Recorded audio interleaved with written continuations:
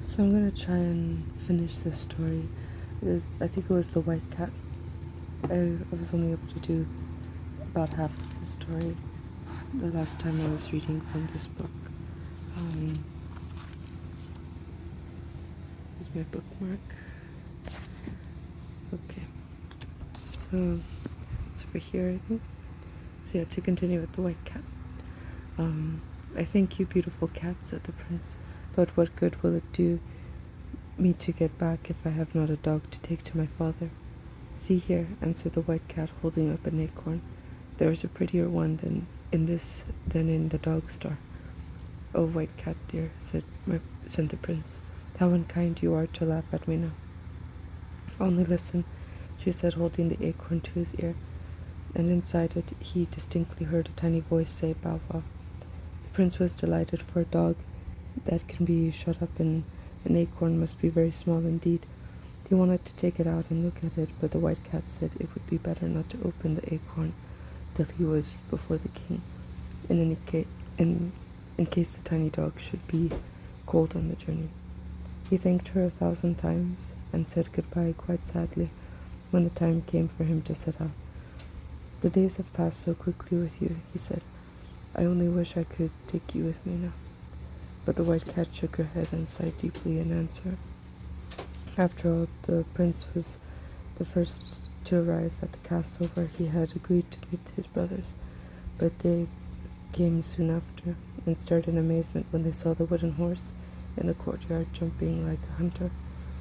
The prince met them joyfully, and they began to tell him all their adventures, but he managed to hide from them what he had been doing, and even led them to think that a turnspit dog which he had with him was the one he was bringing for the king. Fond as they were of one another, the two eldest could not help being glad to think that dogs certainly had a better chance. Next morning they started in the same chariot. The elder brothers carried in baskets 2 such tiny, fragile dogs that they hardly dared to touch them. As for the turnspit, he ran after the chariot, and got so covered in mud that one could hardly see what he was like at all.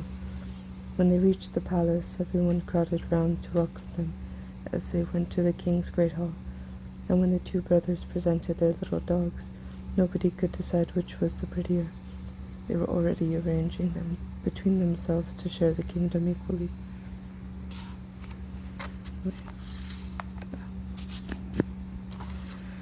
The youngest stepped forward, drawing from his pocket the acorn the white cat had given him. He opened it quickly, and there upon a white cushion they saw a dog so small that it could have easily been put through a ring. The prince laid it upon the ground, and it got up at once and began to dance. The king did not know what to say, for it was impossible that anything could be prettier than this little creature.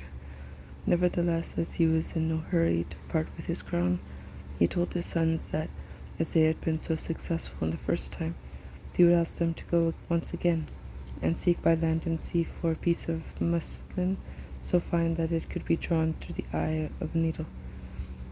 The brothers were not very willing to set out again, but the 2 eldest consented because it gave them another chance, and they started as before. The youngest again mounted the wooden horse and rode back at full speed to his beloved white cat. Every door of the castle stood wide open, and every window and turret was illuminated, so it looked more wonderful than before. The hands hastened to meet him and led the wooden horse off to the stable. When he hurried in to find the white cat, she was asleep in a little basket on a white satin cushion. But she very soon started up when she heard the prince and was overjoyed at seeing him once more. I'm gonna get some tea. I'm starting to get a sore throat.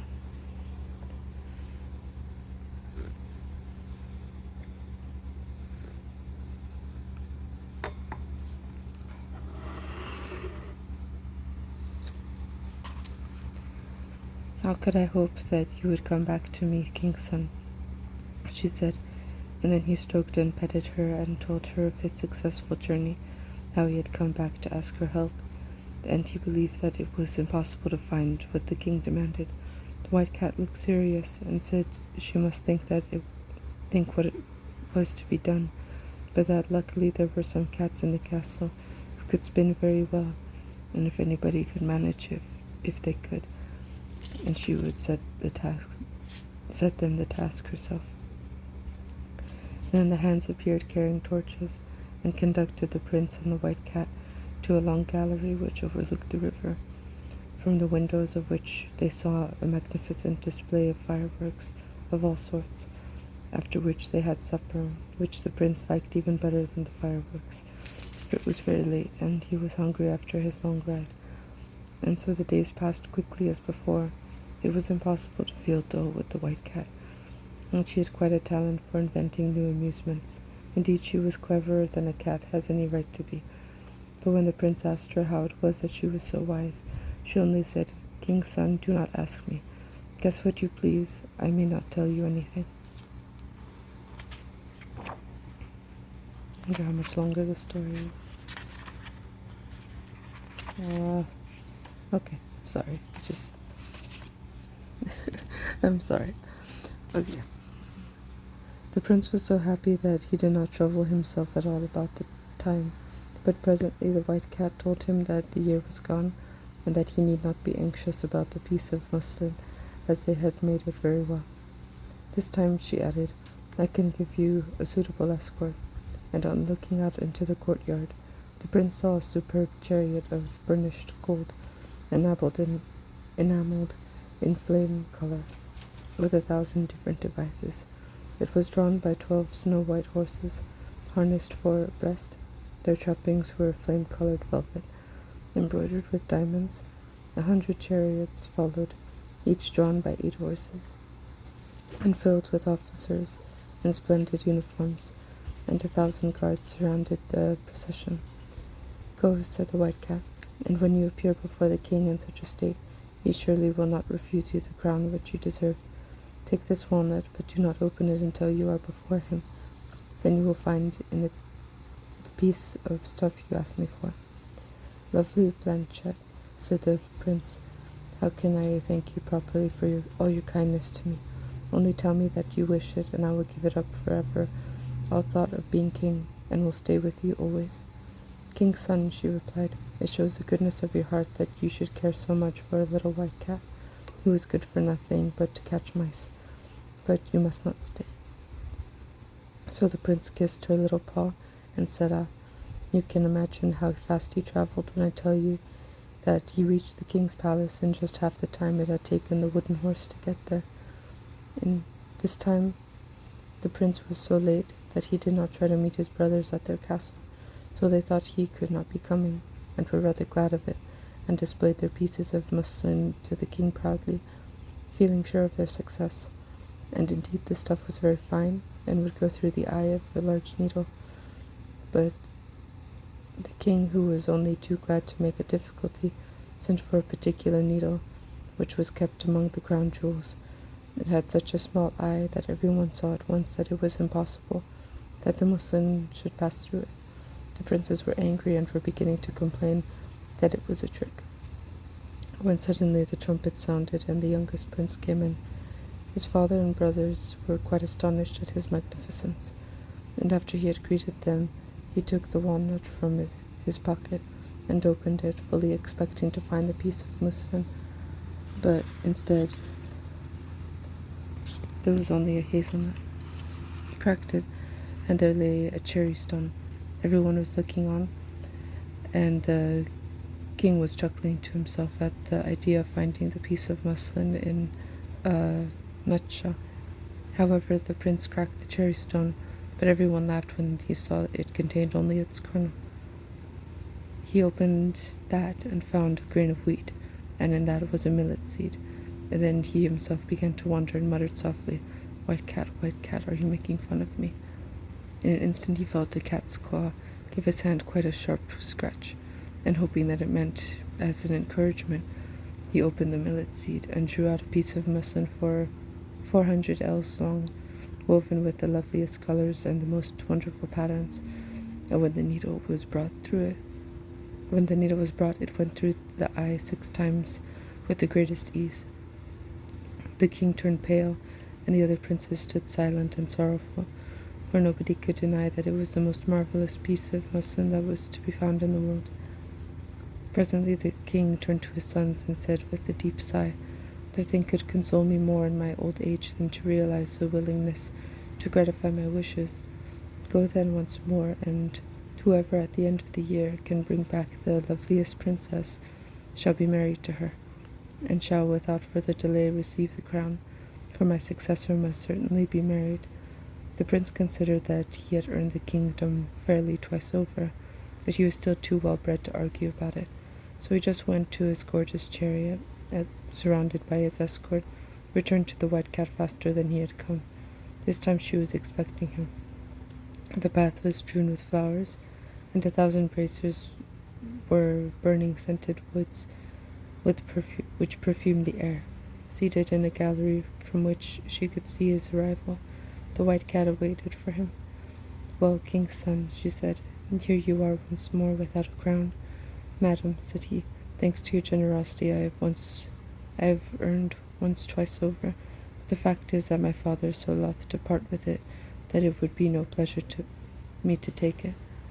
"Never mind," she answered. It's just as well to try and deserve it, as you might take back a lovely princess with you next time. I will be on the lookout for one for you. In the meantime, let us enjoy ourselves.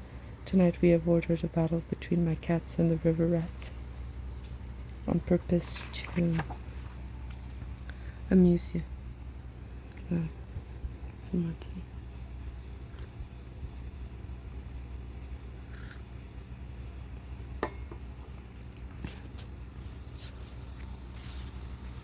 So this year slipped away even more pleasantly than the preceding ones. Sometimes the prince could not help asking the White Cat how it was she could talk. "Perhaps you are a fairy," he said, "or has some enchanter changed you into a cat?" But she only gave him answers that told him nothing. Days go by so quickly when one is very happy that it is certain that the prince would never have thought of its being time to go back. When one evening they sat together, the White Cat said to him that if he wanted to take a lovely princess home with him the next day, he must be prepared to do what she told him. "Take this sword," she said, "and cut off my head." "I," cried the prince, "I cut off your head? Blanchette, darling, how could I do it?" "I entreat you to do as I tell you, king's son," she replied. The tears came into the prince's eyes as he begged her to ask anything but that. To set him any task she pleased as a proof of his devotion, but to spare him the grief of killing his dear pussy, but nothing he could say altered her determination. At last he drew his sword, and desperately with a trembling hand cut off the little white head. But imagine his astonishment and delight when suddenly a lovely princess stood before him, and while he was still speechless with amazement, the door opened and a goodly company of knights and ladies entered, each carrying a cat's skin. They hastened with every good sign of joy to the princess. "Oh, excuse me."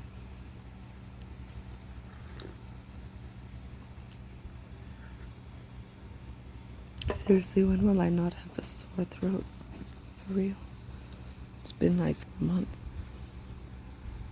Kissing her hand and congratulating her on being once more restored to her natural shape. She received them graciously, but after a few minutes begged that they would leave her alone with the prince, to whom she said, "You see, prince, that you were right in supposing me to be no ordinary cat. My father reigned over 6 kingdoms. The queen, my mother, whom he loved dearly, had a passion for traveling and exploring, and when I was only a few weeks old, she obtained his permission to visit a certain mountain, of which she had heard many marvelous tales, and set out, taking with her a number of her attendants. On the way they had to pass near an old castle belonging to the fairies.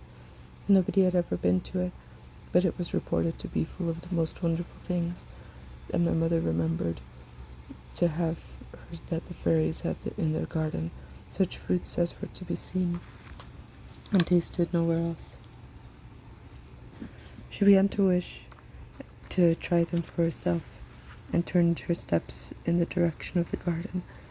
On arriving at the door, which blazed with gold and jewels, she ordered her servants to knock loudly, but it was useless. It seemed as if all the inhabitants of the castle must be asleep or dead. Now the more difficult it became to obtain the fruit, the more the queen was determined that have it she would. So she ordered that they should bring ladders and get over to the wall into the garden. But through the wall did not look very high, and they tied the ladders together to make them very long. It was quite impossible to get to the top. The queen was in despair, but as night was coming on, she ordered that they should encamp just where they are, and went to bed herself, feeling quite ill. She was so disappointed. In the middle of the night, she was suddenly awakened and saw to her surprise a tiny, ugly old woman seated by her bedside, who said to her, "I must say that we consider it somewhat troublesome of your majesty to insist upon tasting our fruit, but to save you annoyance, my sister and I will consent to give you as much as you can carry away, on one condition, that is, you shall give us your little daughter to bring up as our own." "Ah, my dear madam," cried the queen, "is there nothing else that you would take for the fruit? I would give you my kingdoms willingly." "No," replied the old fairy, "we will have nothing but your little daughter. She shall be as happy as the day is long, and we will give her everything that is worth having in fairyland. But you must not see her again until she is married." "Though it is a hard condition," said the queen, "I consent, for I shall certainly die if I do not taste the fruit, and so I should lose my little daughter either way." So the old fairy led her into the castle, and though it was still middle of the night, the queen could see plainly that it was far more beautiful than she had been told. "Which you can easily believe, prince," said the white cat, "when I tell you that this is the castle that we are in now." "Will you gather the fruit yourself, queen?" said the old fairy, "or shall I call it to come to you?" "I beg you to let me see it come when it is called," cried the queen. "That will be something quite new." The old fairy whistled twice, then she cried,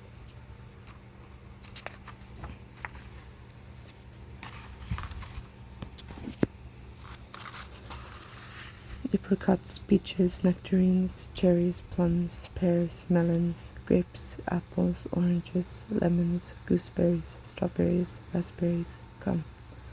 And in an instant they came tumbling in, one over another, and yet they were neither dusty nor spoiled, and the queen found them quite as good as she had fancied them.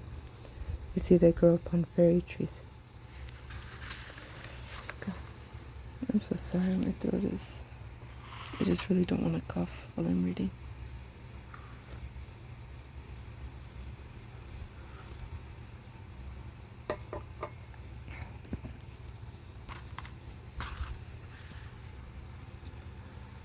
The old fairy gave her golden baskets in which to take the fruit away, and it was as much as 400 mules could carry.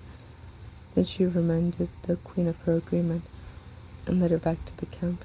The next morning she went back to her kingdom, but before she had gone very far, she began to repent her bargain, and when the king came out to meet her, she looked so sad that he guessed that something had happened, and asked her what was the matter.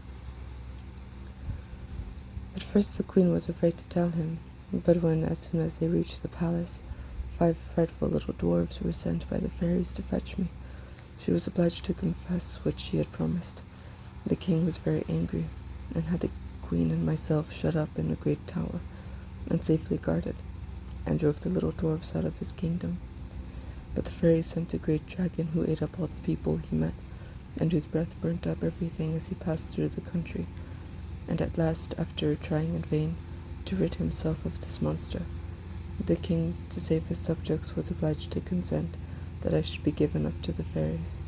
This time they came themselves to fetch me, in a chariot of pearl drawn by seahorses, followed by the dragon, who was led with chains of diamonds. My cradle was placed between the old fairies, who loaded me with caresses, and away we whirled through the air to a tower which they had built on purpose for me. There I grew up, surrounded with everything that was beautiful and rare, and learning everything that is ever taught to a princess, but without any companions but a parrot and a little dog who could both talk, and receiving every day a visit from one of the old fairies who came mounted upon the dragon. One day, however, as I sat at my window, I saw a handsome young prince who seemed to have been hunting in the forest which surrounded my prison, and who was standing and looking up at me. When he saw that I observed him, he saluted me with great deference. You can imagine that I was delighted to have someone new to talk to, and in spite of the height of my window, our conversation was prolonged till night fell. Then my prince reluctantly bade me farewell, but after that he came again many times.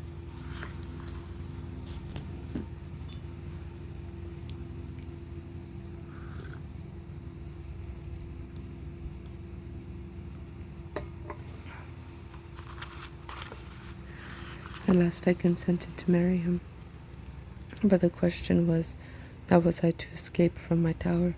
The fairies always supplied me with flax for my spinning, and by great diligence I made enough cord for a ladder that would reach to the foot of my tower. But alas, just as my prince was helping me to descend it, the crossest and ugliest of the old fairies flew in. Before he had time to defend himself, my unhappy lover was swallowed up by the dragon. As for me, the fairies, furious at having their plans defeated, for they intended me to marry the king of the dwarves, and I utterly refused, changed me into a white cat. When they brought me here, I found all the lords and ladies of my father's court awaiting me under the same enchantment, while the people of lesser rank had been made invisible, all but their hands. As they laid me under the enchantment, the fairies told me all the history, for until then I had quite believed that I was their child, and warned me that my only chance of regaining my natural form was to win the love of a prince who resembled in every way my unfortunate lover. And you have won it, lovely princess, interrupted the prince.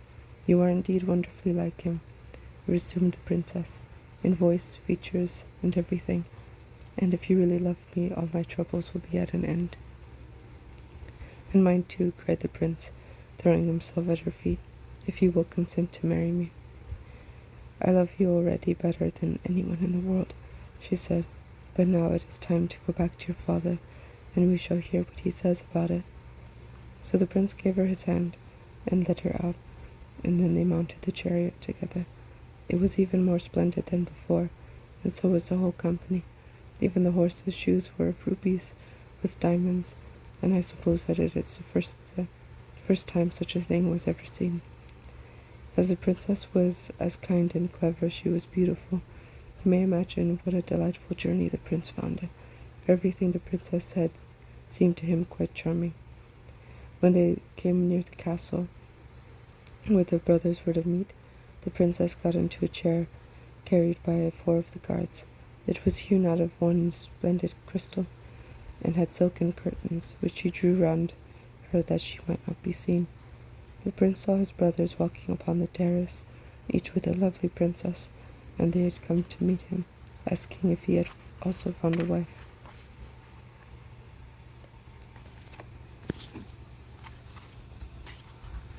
He said that he had found something much rarer, a white cat, at which they laughed very much, and asked him if he was afraid of being eaten up by mice in the palace, and then they set out together for the town. Each prince and princess rode in a splendid carriage. The horses were decked with plumes and feathers, and glittered with gold. After them came the youngest prince, at last, and last of all, of the crystal chair, at which everyone looked with admiration and curiosity. When the courtiers saw them coming, they hastened to tell the king. "Are the ladies beautiful?" he asked anxiously. And when they answered that nobody had ever before seen such lovely princesses, he seemed quite annoyed. However, he received them graciously, but found it impossible to choose between them, and turning to his youngest son, he said, "Have you come back alone after all?" "Your Majesty," replied the prince, "you'll find that in the crystal chair a little white cat, which has such soft paws and mews so prettily that I am sure you will be charmed with it." The king smiled and went to draw back the curtains himself, but at a touch from the princess the crystal shivered into 1,000 splinters, and there she stood in all her beauty. I got some more tea.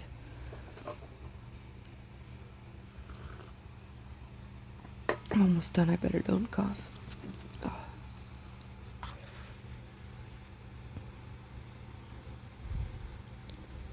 The crystal shivered into 1,000 splinters, and there she stood in all her beauty. Her fair hair floated over her shoulders and was crowned with flowers, and her softly falling robe was of the purest white. She saluted the king gracefully, while a murmur of admiration rose from all around. "Sire," she said, "I am not come to deprive you of the throne you fill so worthily. I have already 6 kingdoms. Permit me to bestow one upon you, and upon each of your sons. I ask nothing but your friendship, and your consent to my marriage with your youngest son. We shall have 3 kingdoms left for ourselves." The king and all the courtiers could not conceal their joy and astonishment, and the marriage of 3 princes was celebrated at once. The festivities lasted several months, and then each king and queen departed to their own kingdom and lived happily ever after. That's it. I didn't cough. Thank Jesus. Sorry. So that's it.